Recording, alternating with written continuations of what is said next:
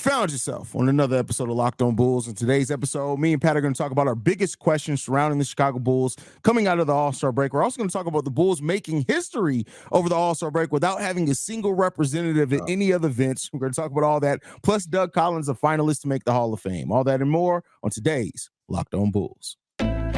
You are Locked On Bulls, your daily podcast on the Chicago Bulls, part of the Locked On Podcast Network, your team every day.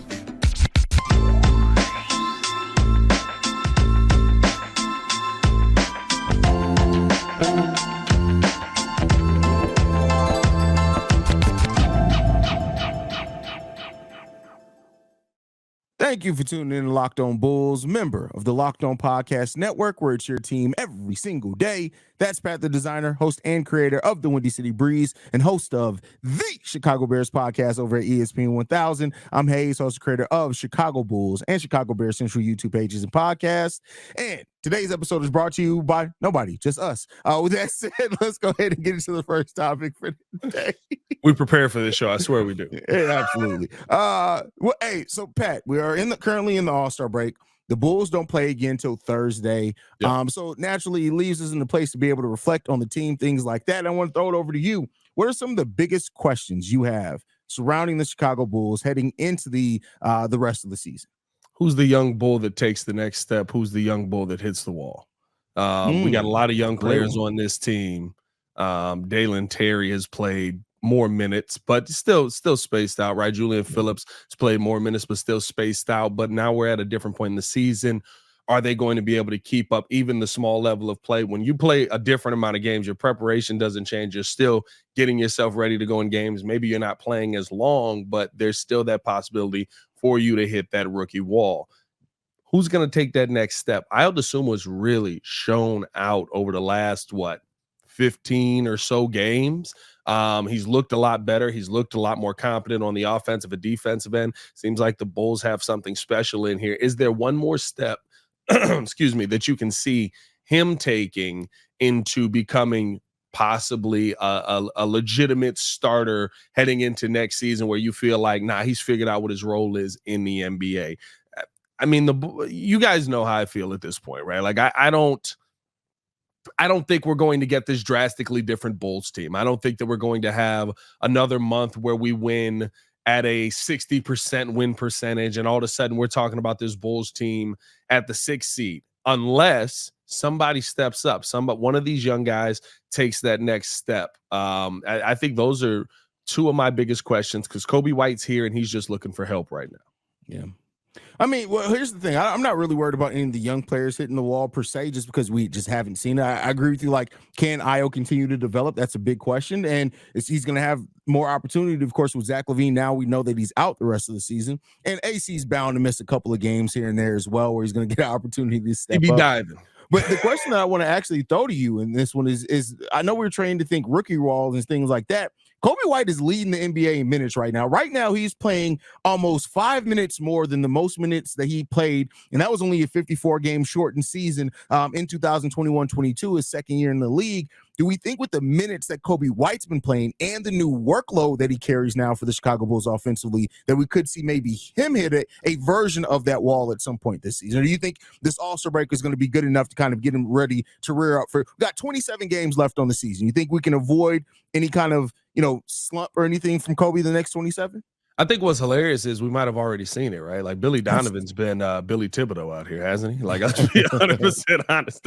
DeMar, I believe, was leading the NBA in minutes overall, and Coby White is right in there with him, right? Like, but see, I think we already saw it, right? Remember that stretch we went through in, I want to say January, where he just kind of like the three ball just it kind of ended December going into January. The three ball just wasn't falling. I think at one point he was like 4 for 67 or something like that. Like that for a little while there. It was a crazy number, right? But I think that was the wall that he kind of ended up hitting, where you looked at it and you were like, like that was the part where I was nervous. I was like, okay, teams are adjusting to him. Teams have changed what they're doing, which usually contributes to the rookie wall as well. And now, he's kind of got to figure out how he's going to make plays off of teams playing up on him playing more minutes, him being more aggressive, more nights, night in and night out. Now I think that he's on the other side of that. I think he'll be fine. You got this break in here, nice little breakup for him. And I think Kobe White is out to prove something here as well. I think that he's going into the next season realizing that he has an opportunity to be the number one on this team, to be the face of the Chicago Bulls moving forward, a team that drafted him, a team that re-signed him, right? Like, that's not something he's going to take lightly. I'm sure there's some North Carolina, Michael Jordan, willpower type thing in there as well, where he's like, nah, if I'm good, like, they're going to love me forever here. So I think Kobe White has a rare opportunity, and I don't think that we're going to see him fall off, really. Now, just for context, who do you think the number 1 and number 2 players are in the NBA as far as minutes per game? I would say DeMar's probably 1, right? DeMar's played a lot. DeMar's number 1. DeMar's number 1. Trying to think somebody who's played every Shea up there. Shea's not even in the top 10. So Kobe White is actually number 2, and surprisingly enough, Kobe's number 2. Kobe's played 2 more games than DeMar DeRozan, and they have the exact same number of minutes at 1,996 minutes played this season. How close do you think the number 3 player is to Kobe and DeMar DeRozan? Probably 100 minutes apart, like probably. No. So Scotty Barnes is number 3 with 61 less minutes than both. So basically, Kobe and DeMar have played over a game more than any other player in the NBA. So yeah, that rest that we're talking about is legitimate. By the way, Scotty Barnes ain't beating them allegations, bro. Did you see him at All-Star Weekend, bro? Oh my God, them allegations are not. Hey, dog, he. It's not at all. Them allegations ain't going nowhere. Another question I want to throw you on. I want to throw you on this one, and maybe we can flesh this out as a more topic. Guys, let us know if you're watching or if you're listening, if you want to hear a more fleshed out topic on this. But the Twin Towers lineup, I think everybody kind of has this mindset that it's working more than it is. Yeah. Out of the 5 games that they've played heavy minutes with that this season, they've only had 1 game in which they've had either a positive plus minus or a positive overall net rating. And that was the game against Memphis where they were positive 51 as far as net rating. Every other game, they've had a negative net rating. In 2 of those games, they've had a negative net rating of negative 60 and negative 55. Overall, while the eye test, it looks great because they're getting rebounds, things like that. They are getting more opportunities. It hasn't necessarily turned into this thing where it's changing the tide of games where the Bulls are beating their opponent in the minutes that Vooch and Drum are out there on the court together. So, Pat, the last question in this topic that I'm going to throw to you, do you think in hearing those numbers, and like I said, we can flesh it more out in its own topic, maybe in another episode, do you think that that's as simple as a tweak as getting more scores out there, the other players hitting their shots more to kind of spread it out? Because like I said, we're generating almost 4 more possessions with them out there, so the possessions are there. When you hear those numbers, what do you think about that Twin Tower lineup? I think the Twin Tower lineup is something that you can use sporadically. I've said this multiple times. There's a reason that you can throw it out there. You can't throw it out there all the time because Andre Drummond's going to have the last game, right? Like Andre Drummond had 4 fouls in like the second quarter. What's happening right now? But there is something that I'm not going to say it doesn't work. What I'm going to say is Drum has to be smarter with how he plays in that lineup. He can't get ticky-tack fouls because they're going to give you the stupid fouls when you're down low playing somebody. And 2, guys got to knock down their shots. Again, this is if I'm creating 4 more possessions, but we're not scoring on 4 more possessions, that means that we're getting those possessions for nothing, basically. I do think that the Twin Towers lineup can work, especially when you play a team like Cleveland. That's the most competitive we've been against Cleveland in 7 games? Like, we haven't had a really competitive effort on the boards versus Cleveland in a while because of their big lineup that they have. And you just got to be able to knock down shots at the end of the day. You can't have 17-point quarters. You can't have times where the offense just stops if that's a main lineup that you're going with. I think it's a lineup that works. But again, like I think I talked about this on Friday's episode. You got to have the players out there that change up the equation. And we don't have the players on this team right now, at least to what everybody has been, that change up that equation. Yeah. And I mean, it's like I said, something to be said about getting more possessions, but if you're not doing much with those possessions and able to score on the other side of the ball, what are those possessions really netting you other than more? And the pace is slower as well when that happens. Now, that's to be expected. You got two true bigs out there. Your pace is going to slow down with Drum and Vooch trying to lug it up the floor. Yeah. Yeah, so I just wanted to throw that out there as far as to kind of flesh out that conversation. But next up, we're going to be discussing the Bulls making All-Star history without having a single player representing the Bulls at the traditional events in All-Star Weekend. We did have one show up at an event, but I don't think anybody watched that event. It wasn't even televised. So we'll be talking about that here in a second. Before we talk to you about that, I got to talk to you guys about one of our sponsors, and that is Grammarly. No matter what kind of work you do, how you communicate is key. All those emails, reports, and presentations are equally important to collaborate when needed and get things done. And Grammarly can help. Grammarly is your AI writing partner to help you communicate more efficiently and effectively so you can make a bigger impact at work. For example, me and Pat, we do use Grammarly to help kind of flesh out the descriptions a little bit, getting that SEO just a little bit from time to time. You guys can use it for that or any other application, really. Better writing means a stronger impact. 96% of Grammarly users report that Grammarly helps them craft more impactful writing. Grammarly works across 500,000 apps and websites. By understanding your writing in context, Grammarly provides relevant, personalized suggestions. Their tone suggestions help you navigate even the most difficult work conversations. Make a bigger impact at work with Grammarly. Sign up and download for free at Grammarly.com/lockedon. That's Grammarly.com/lockedon. Easier said than done. All right, Pat. So the Bulls seem to keep being on the wrong side of history. I'm tired of negative history being made for the Chicago Bulls, but it is what it is. We're in our era of struggle right now and pain. Hopefully the benefit comes out on the other side of that at some point in this time. This is the first time in 44 years, Pat, that the Chicago Bulls have not had a representative in either the 3-point, slam dunk, skills competition, or all-star game itself. How you feeling about that, Pat? I think Kobe could have made it, but the issue is that we're going years without having somebody representing in the All-Star game. Right? Like the other stuff, cool, right? Like BJ Armstrong shot the 3-point contest. Oh, that was cute. Yeah, I mean, like who'd we have? We had Zach LaVine did a 3-point contest a couple of times. Oh, that's fun, right? Yeah. He's not doing the dunk contest anymore, which we're begging anybody that can actually dunk to do the dunk contest again. Shout out Mac McClung, I guess.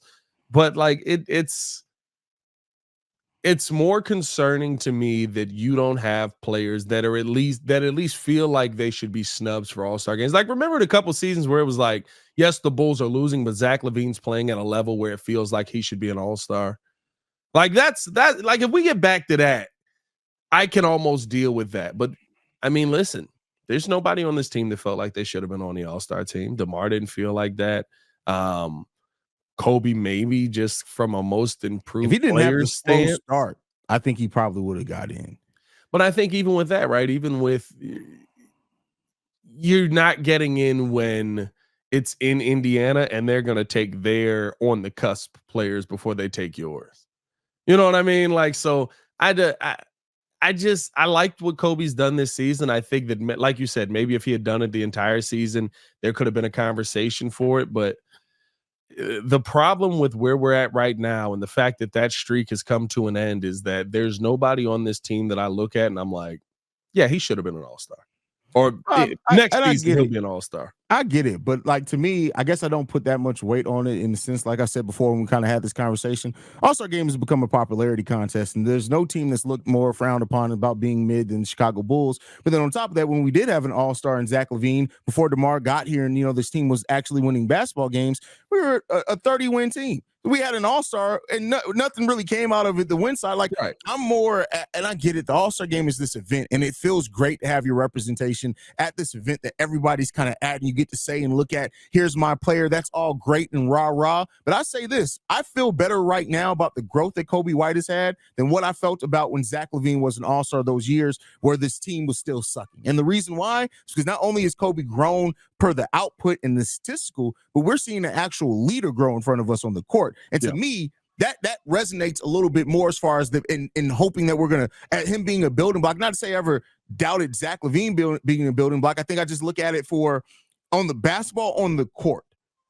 That's the season that Zach LaVine had the best statistical season when he was damn near a 50, 40, 90 player. That felt great, and he deserved to be an All-Star. Then do not get me wrong, 50, 40, 90 is nothing to look frown upon. but Zach never felt like the leader. It feels like now we have somebody who's developing as a leader. And I think that's what makes it, I guess maybe it's better to cope with the fact that we don't have somebody representing us at All-Star Weekend. I just think I guess like, right, is Kobe White going to take that All-Star leap next season? Right? Like maybe that's where you look at it and feel a little bit better about it. I mean, listen, I'll say this. It's easier to get in as a Chicago All-Star than probably most cities, because they want Chicago to be represented, because they want people from Chicago to pay attention. Listen, our timelines are all Chicago. All we saw last night was like, I'm not watching the All-Star game. Like, why would I watch the All-Star game? I'm not paying attention to the All-Star game. Like, we have to watch the All-Star game, and I watched it going, ooh, this is on screen too. Like, I was not putting that game on, or the All-Star game hasn't happened yet, but just the events, I should say, right? Like, but I'm not putting the events on screen one, right? Like, I watched most of it yesterday, and once again, I was just like, we can do away with this event. So I agree with you in I'm not worried about it. What I do like you said, is that players are developing. It feels like things are starting to finally move in the right direction as far as development. There's an actual staff in place that feels like they're helping the young players get to a better point. But when you talk about All-Star history, right, like, there is something to be said about having a player that at least feels good enough to represent. Like, remember with the Derrick Rose Bulls, right? How we could argue for like, oh man, why is Luol Deng not going? Oh, how's Joakim Noah not in the All-Star game? Right? Like, because those were the things that were like, these were our guys that we feel are the best in the NBA. Yeah. There's a maybe on Kobe, and the fact that, yes, people are getting better, but you've only got one guy that you're like maybe on. That tells you how far away from being a successful team you are. Because no matter what in basketball, Derrick Rose is one of those anomaly players where he really thought, and he didn't even win a ring, where he really thought he could beat everybody in front of him. He really thought he could beat the championship Boston Celtics. He was like, me versus them three, let's go do it. We out here, we win it, right? Like, that is a rarity. And so to me, you need multiple all-star level players, and I'm doing air quotes because the all-star game, right? Who cares? But you need multiple all-star level players for you to be really competitive in this NBA. And I just don't feel like we have anybody that it feels is going to get to that outside of Kobe White right now. Well, I mean, I wouldn't say you have to have multiple. I mean, you look at both the Cavs and the Indiana Pacers, both teams with much brighter futures. They got one All-Star. So I think you start off with that one All-Star, and Kobe White. Yeah, but they've got multiple players that have been in All-Star games. Jared Allen went to the All-Star game. I mean, in that case, we got multiple players that have been in All-Star games as well. We got three on the team. Yeah, but none of them that we feel like. But none of them that we feel like are going to be here in the future. Technically, we got four. Drum's been the one too. Oh yeah, I forgot about Drum. So I mean, like five. I said, AC's been the one too, ain't he? Was AC in the All-Star? Well, AC got an All-Star game with the Lakers, I thought. I don't think AC has ever been an All-Star. I thought maybe that championship year when he still had a little bit of hair up there. Wait a second, because I got to check some things. No, Alex Caruso's never been. No, never had one. Oh, yeah. Maybe it was the hair that made it. Yeah. No, he's never been an All-Star. He was an All-G League team before, but no, never an All-Star. He need to do the dunk contest. Listen, AC, he'd be a lot more competitive than Jaylen Brown. Like, the fact that they gave Jaylen Brown every one of Jaylen Brown's dunks were disappointing. Hey, bro. He did the D Brown thing after you dunk. The whole point of it is to do it while you dunk. Like, literally, the ball was already in the hoop, and then he went like, "You're almost on the floor. What were you doing?" He dabbed. Exactly. He dabbed. That's all it was. Well, we gonna give an in-depth breakdown on this All-Star weekend on Views, because my God, terrible, man. But yeah, I mean, listen, and to your point, right? I agree. Like, right now, the only ascending player that we have hopes to have an All-Star, be All-Star right now, is Kobe White. Right? He's the one. And, we'll see what comes of that. But before we get out of this segment, do want to shout out to Dama Sanogo for representing the Bulls in Indianapolis, right? Yeah, whatever they were. With him, he played in the G League Next Up game. This game wasn't even televised. It was only aired on the YouTube channel, so go and check that out. But at least we had somebody down in Indy representing the Bulls. So why are we not televising that game anymore, by the way? That game has never been televised. But weren't they playing against like the NBA players, like the NBA? No, that's a different one. That was just G League. Oh, that was G League. Okay, yeah. never mind. I thought you were talking about the one where they went up against the NBA. Rising Stars. Like, no, that's yeah. Which we just changing that every year, trying to figure it out. Like they're trying to find the right combination to make it They're interesting. Get rid of it. They're gonna have to find it hard because with this draft class, man, it's gonna be a lot of second year players. Yeah, for real. Wemby's still a rising star, year 2. Yeah. Defensive player of the year, rising star. Oh man. Well, before we get into this final topic, we got to talk about Doug Collins being a Hall of Fame finalist. Got to tell you guys all about Nissan. Here's the thing about Nissan. Are you the kind of driver that likes to push things a little further? Ever wonder what adventure could be around the next corner? Our friends at Nissan have a lineup of SUVs with the capabilities to take your adventure to the next level. The Nissan 2024 Rogue is the perfect one for city drives and great escapes. Class executive Google built in is always your updating assistant to call on for almost anything. Gone are the days of connecting your phone. Google Assistant, Google Maps, and Google Play Store are built right into the 12.3-inch touchscreen informant system. The 2024 Rogue is the perfect mid-size crossover for your next adventure, or you could go with the 2024 Armada. It will change what you expect from a full-size SUV. Picture a rugged 4x4 that could seat up to 8 in first-class luxury and style, tow bigger, and explore further with the 2024 Armada. Take Nissan Rogue, Nissan Pathfinder, or Nissan Armada and go find your next big adventure. Shop NissanUSA.com. All right, Pat, we may not have had any representatives at the All-Star weekend, but apparently the Bulls will be represented at the Hall of Fame or as a finalist. We got Doug Collins, a finalist for the Naismith 2024 Hall of Fame class. This is a guy who coached Michael Jordan in his first few years in the season. He helped change the Bulls from being a team that was looked at as a terrible team to at least making an ECF. And then, of course, Phil Jackson took over and we were able to build off that going forward. But, Pat, how do you feel about Doug Collins being a finalist for the Hall of Fame? How many gold medals does Doug Collins have? I'm trying to think.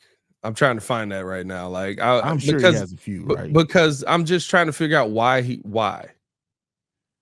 Like, why? I mean, as you got to keep in mind, he's done it. He's listed in there as a coach and broadcaster, which is a different barrier. But also, he's a player. He was an all-star as a player several times. Like, was it a Hall of Fame career?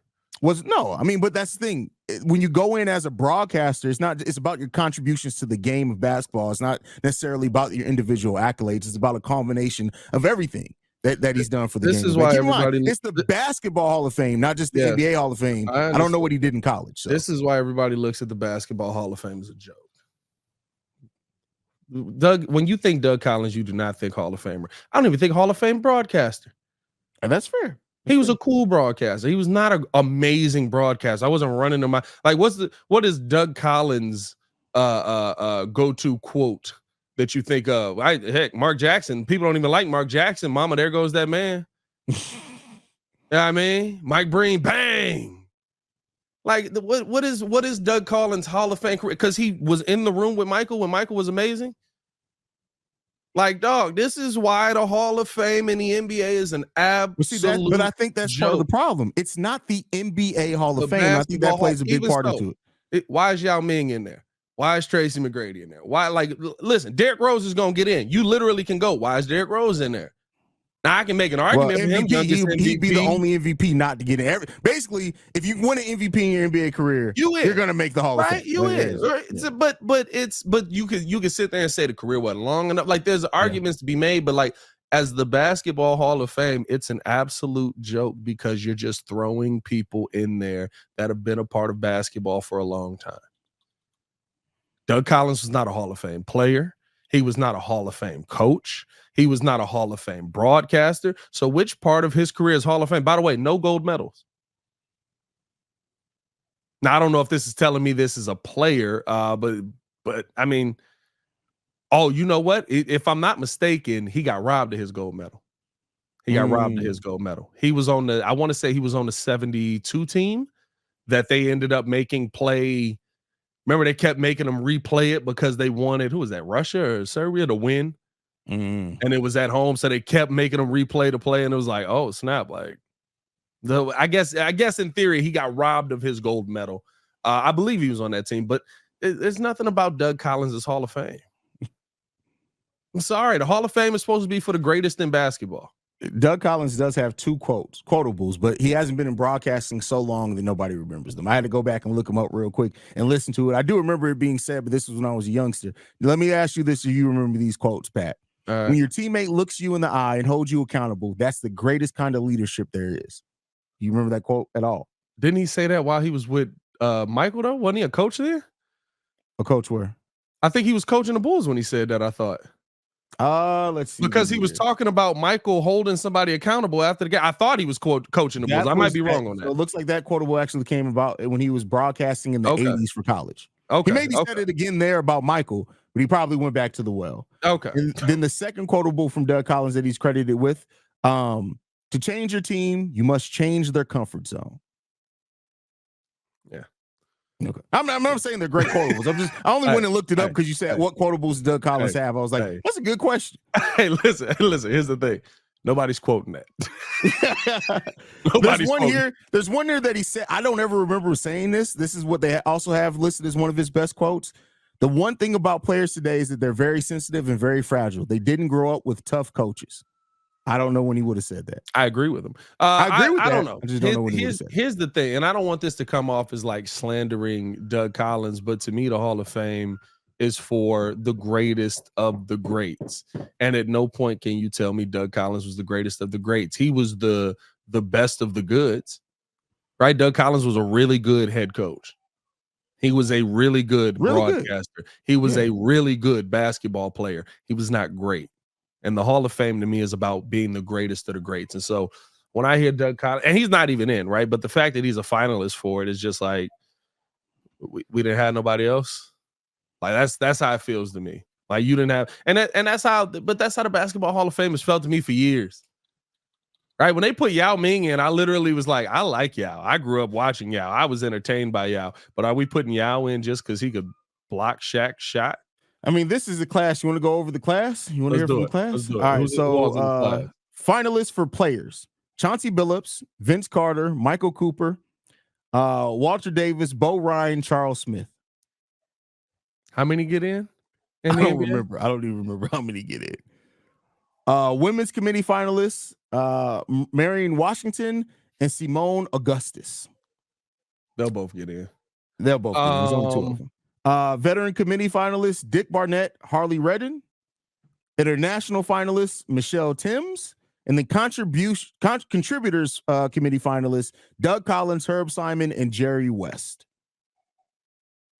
Yeah, see, that don't sit right with me. you putting Doug Collins and Jerry West at the same, like what? It's not necessarily putting them at the same level. They're just in the same class. Nah, get this out of here. Not at all. Hey, I would. Doug Collins wouldn't get. Do you feel Chauncey Billups is a Hall of Fame finalist?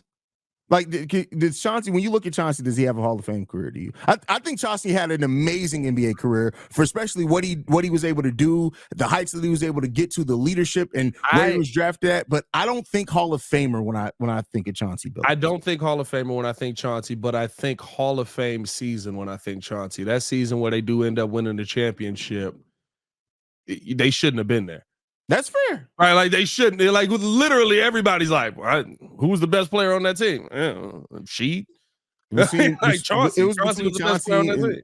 Yeah, I mean, scorer-wise, I think Rip was the best scorer on that team. But Rip was probably the best scorer, but it was like a team that like won a championship off of literally like the ideals of basketball. Chauncey Billups never had, not that it matters, but he never had a season averaging 20 points per game. Again, that doesn't dictate a Hall of Famer or not. But it's that's also back then. How many assists was he averaging? So he averaged, the most assists he ever averaged in his career was the 2005-06 season with the Detroit Pistons. That wasn't a championship season. That was 8.6. For his career, he averaged 5.4 assists per game. That's not. There's a reason Jimmy Butler says, "I don't care if I got that jacket on." Like this, like I said, to me, that's not a Hall of Fame I don't want to make career. it seem. It doesn't. It's not that I want to make it seem like I don't like Chauncey Billups. I don't. He's an NBA champion. He won medals internationally. He's done great. That's true. Chauncey got gold medals though. Chauncey does have gold medals. Chauncey having gold medals probably make that Hall of Fame because it's basketball Hall of Fame. Much like the point I made, you got to give him credit. He has. Yeah, he got two gold medals. Yeah. Okay. That's why Melo's gonna get in. Melo's gonna get in because the Syracuse international Melo was dangerous. International and Melo was a monster, bro. His time at Syracuse, international play, that's what's gonna get him. You know what? I gotta take it back. So looking over Chauncey again, whole basketball career, one-time NBA champion, Finals MVP, five-time All-Star. He made an All-NBA second team, two-time All-NBA third team. He was an All-Defensive second team. He won the Teammate of the Year award, which take that for what you will. Two-time gold medalist, a McDonald's All-American as well. Yeah. He's in. When you take it outside of the NBA realm, like his NBA career, is it Hall of Fame worthy? No. But outside of that, yes, everything is very Hall of Fame worthy. I don't know, man. Like I'm to a point now where it's like maybe just make the NBA Hall of Fame. Like have the basketball Hall of Fame, but maybe make the NBA Hall of Fame so we can stop having these like goofy debates about it. Because the basketball Hall of Fame at this point to me is just it's an open door, dog. Did you play more than 10 years in the NBA and average more than 20 points? Zach LaVine's got a shot. Let's close out the show. Zach LaVine got a gold medal, baby. Zach LaVine got a gold medal. That's crazy. Follow us on everything at Locked On Bulls. You can follow me on everything at Pat The Designer. Appreciate y'all for tuning in and showing love.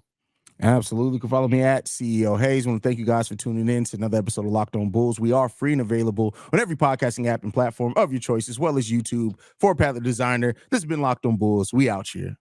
Peace, y'all. Peace.